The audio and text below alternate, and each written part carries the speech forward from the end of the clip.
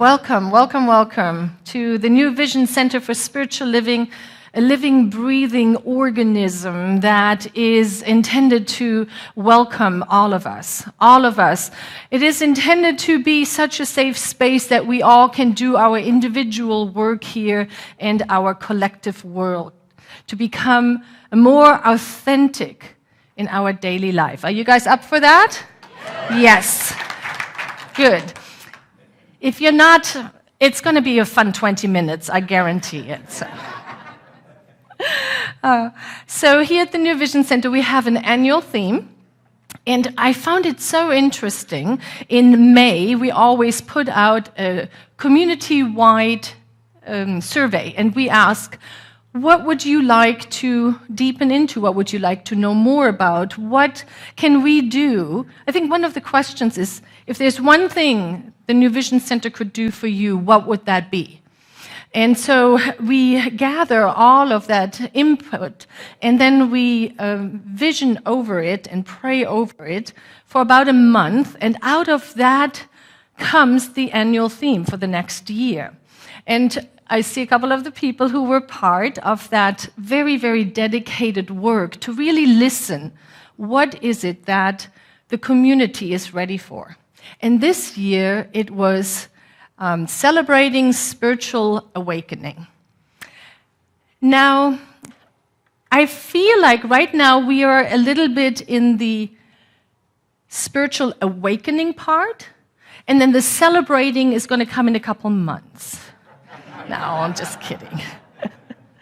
Because when we think about spiritual awakening, don't we often have this picture? You know, we are like, and the Om is just radiating out of us, right? Om.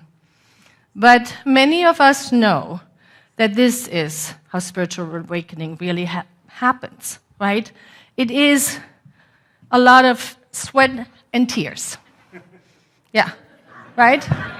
I'm trying to get out of the way so everybody can see it. I saw this image, I was like, oh, yes, yes. Right? Yeah. And so this is kind of what we signed up for. We are in the month of authenticity.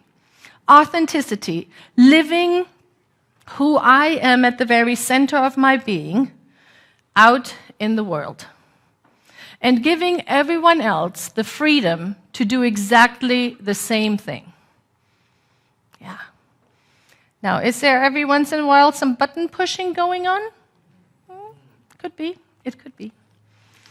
Let's see what our founder, Dr. Ernest Holmes, says.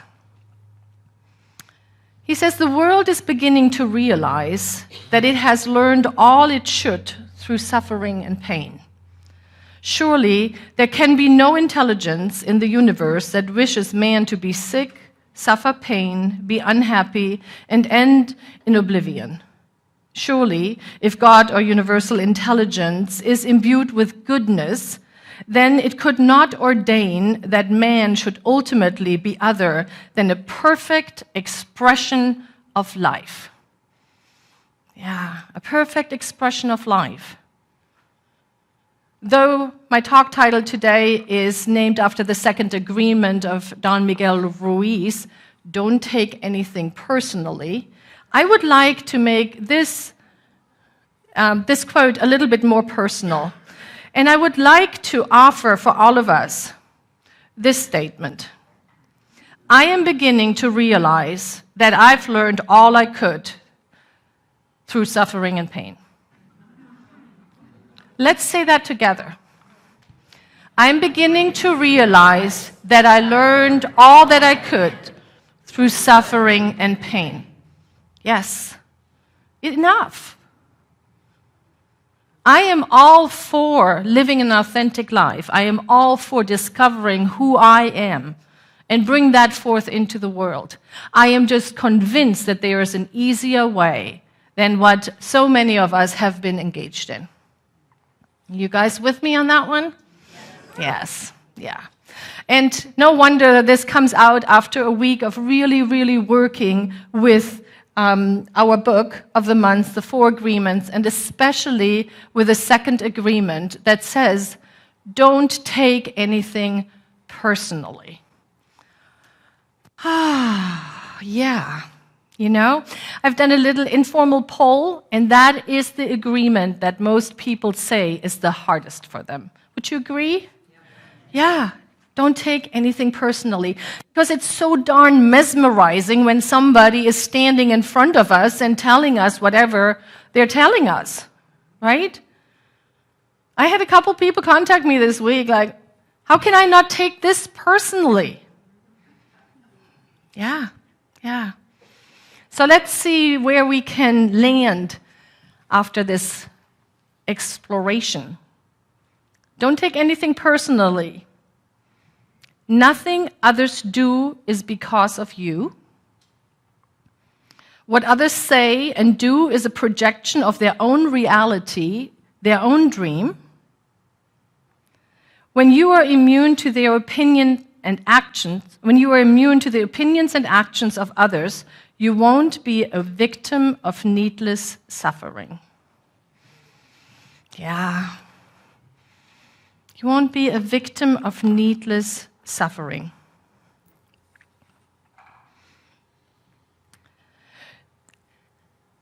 And so we are here in this world, in this experience we call life, to discover who we truly are.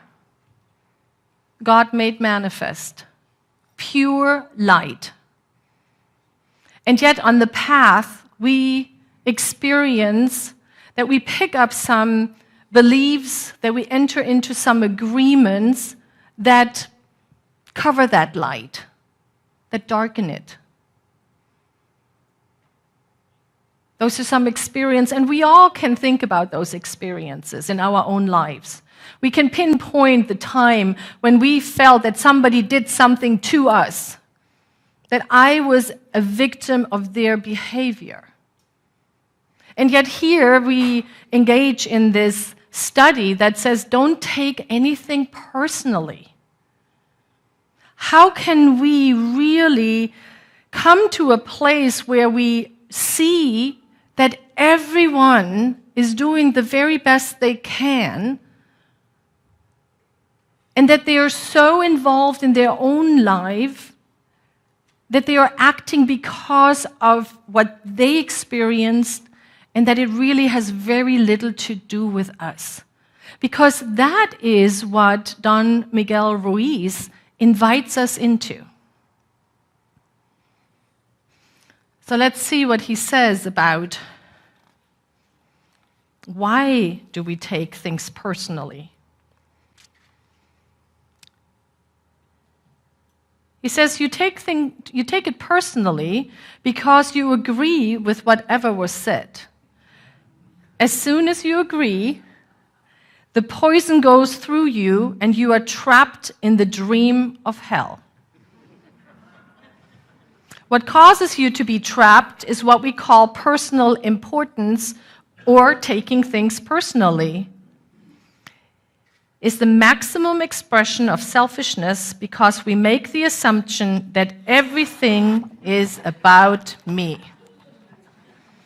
That's not easy to take, is it? I mean, those of you who read the book, it's straight from the book.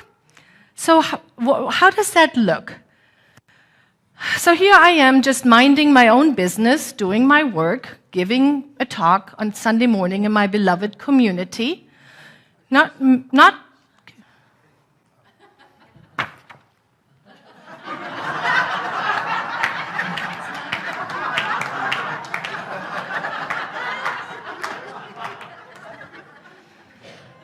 And don't you know, that happens 100 times every day. Do you agree? Somebody just minds their own business, does their own thing, and all of a sudden, somebody is having clearly a challenging time. Thank you very much, Larry, for participating. Thank you. Somebody is having a challenging time with something that causes that person to push our button. Yeah. Now, why is that so painful? Because I don't want to lessen I understanding that it is painful. When our buttons are pushed, it is painful. Why is it so painful when something happens? Why can't I just say, well, clearly this person was having a really hard day and I was just in the way? I believe it is so painful because behind that button is our wound. That is where the wound is. We all have wounds. Some of us have been able to heal some of them, only to go deeper and peel the onion a little bit more, to come into connecting with it on a deeper level. But we all of us, have wounds. And that is why it's so painful when someone pushes our button, because that wound gets activated. And when we start coming to a center like this, that has the intention for us to discover who we really are, what happens is we become more and more and more aware of our wounds. Have you ever noticed that? When you start taking classes, you step into service, you step into our circles, you are opening up the armor that we all, protect ourselves with. We open up the armor a little bit more, and the button pushing is happening. I firmly believe it happens because there's something within us, life itself within us is coming up and says, I want to heal this. I want to remind you that you are whole, perfect, and complete, and that you can lay this down, that you can heal this wound. And man, would I love to remember that in those moments when somebody pushes my button. Right? Yeah. So let's all take a breath. And I would like for us to really sense the loving kindness that is inherent in ourselves and bring that to the surface for ourselves and for one another, especially when we find ourselves in close quarters with people we live together, people we see on a regular basis, maybe people we work together with. As a matter of fact, let's take a moment and send some loving kindness to our primary button pusher. And we all know who that is. Might be sitting right next to you. It might be someone that you work with. And really feel into gratitude. Because when we sit on the mountaintop, like that first picture, when we have a spiritual awakening and we're sitting on the mountaintop and we're staying there and nobody talks to us, easy to Om, right? Easy to chant Om all day long. Yeah. But I believe that this work, I believe that this teaching invites us to take all of the things that we are learning here, that we are discovering here, and take that out into the world. To bring our light into the world, to heal another, to transform a heart of another. I do believe that that's our job. And that is something what the center is doing, right? There's so many of us that go out into the world and share what we have learned out into the world.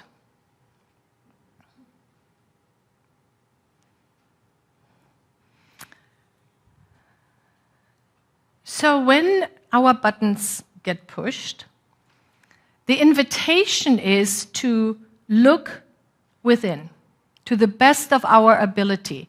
I so love that. I still see Reverend Penny. Remember, whenever she would do the healing service, she would say, okay, we look within our own consciousness. There's actually a healing service happening right after the service today for free. You might want to consider joining us. So what does that mean? So our button gets pushed. We have the opportunity to look inside of us and ask ourselves, what is that wound? What is within me that hurts when that happens? I believe there are a couple of ways we can react to it. One is, and I've heard this a couple times, people saying, I don't take anything personally. Not my thing. I don't take anything personally.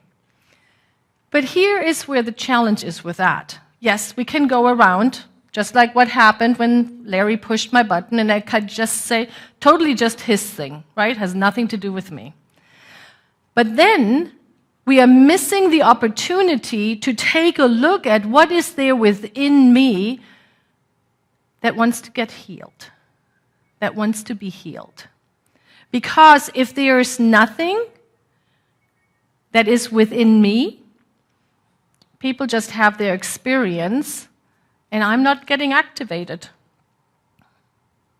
That is how we know. Every time when I feel pain because of another, it is the invitation for me to be honest with myself, to take a look at what is there in me that wants to be healed.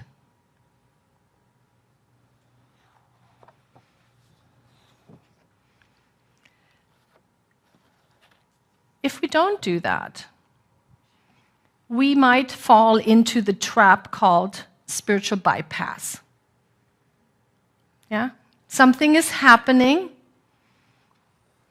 and I'm saying, not my thing, and I just walk away. But you know what I have found? When we do that, there's the spiritual 2x4. You didn't pay attention to self-care. You didn't pay attention, and then comes the spiritual 2x4. Does everybody know what I mean by that? Something happens in our life that demands attention. It might be a diagnosis. It might be a phone call. It might be that something shows up again, and we are like, I cannot believe I'm in this place again. If we are able to take all of those things as an invitation to do our work, that is how we heal. Now, how do we do our work?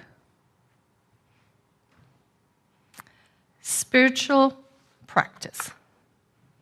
Daily spiritual practice. Taking the time every day to get in contact with that which is greater than we are. The light and the love at the very center of our body. Our beingness.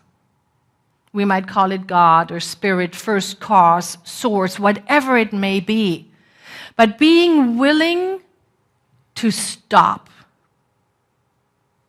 and listen.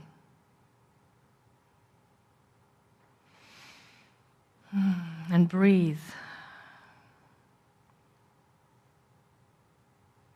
That is what I would love to remember when somebody, my chief button pusher or anybody else, is pushing my buttons.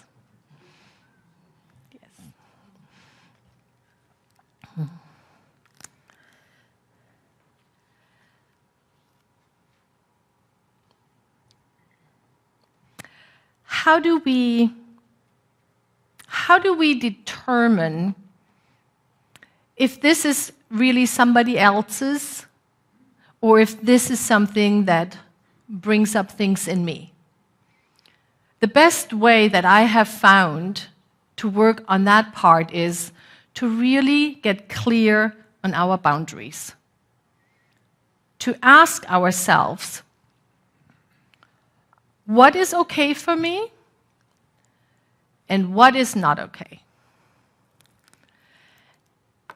if we take time to really feel into our values, the thing that is what we stand for, that at one day when somebody gives our eulogy, they will say, Karin was known for.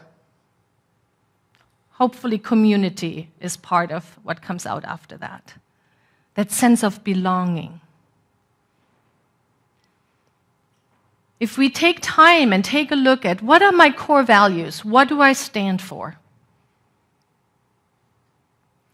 And then work that out for ourselves. Okay, if my core value is belonging, that is my core value.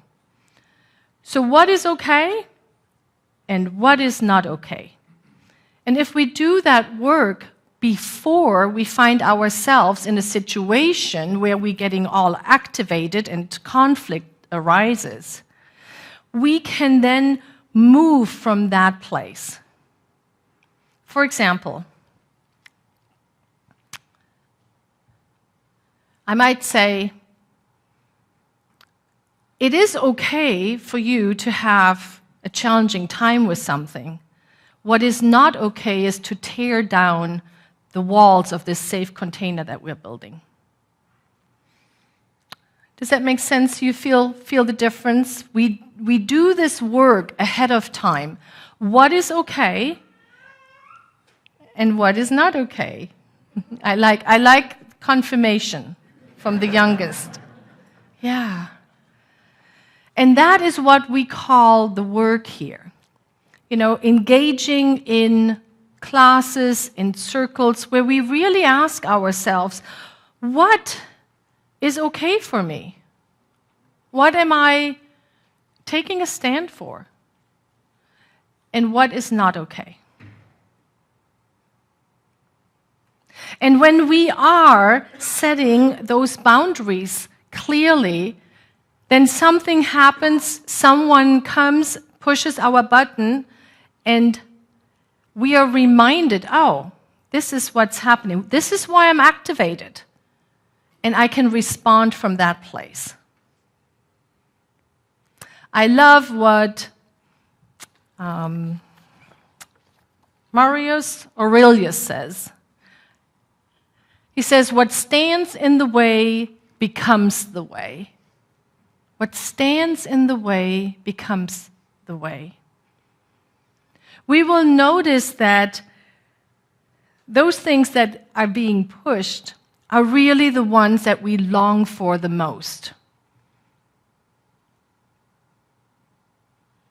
If our value is to experience love and to be love in the world, we will feel very activated when somebody pushes our button, when we are less than love, or when they are less than love. So we can use this saying from Marcus Aurelius by really allowing us to see, oh, this is why I'm getting activated about this. Because belonging is so important to me. And when I see something that challenges that, I feel activated. Now, what does all of this mean for us for this next week? As we go out into the world, as we maybe be pushing some buttons and have someone push our buttons. My hope is that there is a part in you that hears my voice and remembers the scene when Larry walked by. And it might be really feeling, oh, this has nothing to do with me. This is clearly just this person's challenge. Or it might be, I am really hurt by this. I'm going to take the time and see, look into my consciousness, what is there for me to know. I want you to know that there are practitioners available all through the week. Their phone numbers are on the website. That's our praying arm. You can call into the office, because it is times like this when we take a stand for an authentic expression that our buttons have a tendency to be pushed a little bit more. So will you make yourself available of all the good that is available through this community by emailing, calling for prayer, reaching out to practitioners? This is where you say yes. Yes! Wonderful. And then just one last thing I wanted to mention here, that every morning at 7 o'clock, a bunch of us are on Zoom praying and meditating together. 15 minutes. It is a wonderful spiritual practice. And you have more information on the Keep Me sheet. And we would love to see you there. I know that if we lean in with one another, pushing each other's buttons every once in a while, we together can do this work and bring our light into the world and make the world a better place. And so it is.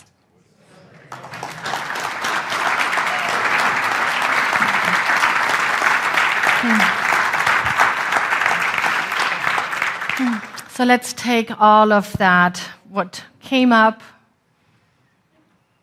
as we come together in consciousness to speak a spiritual mind treatment. As we breathe into the place in the very center of our being that is wholeness, that is love, that is gracious givingness, that is sweet spirit made manifest. And as we recognize that God is and God is all there is, I recognize that I am of it. And this is the truth of every person everywhere.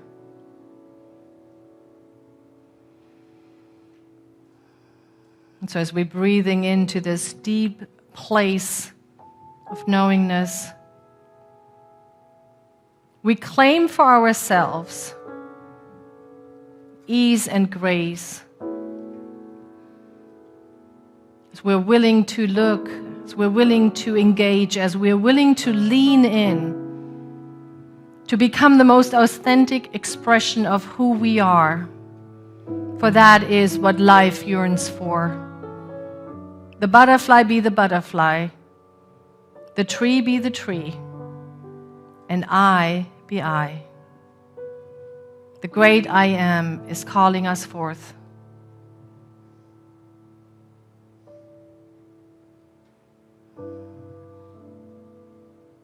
How grateful I am to know that this prayer has power, that this word goes out into the world, into universal law,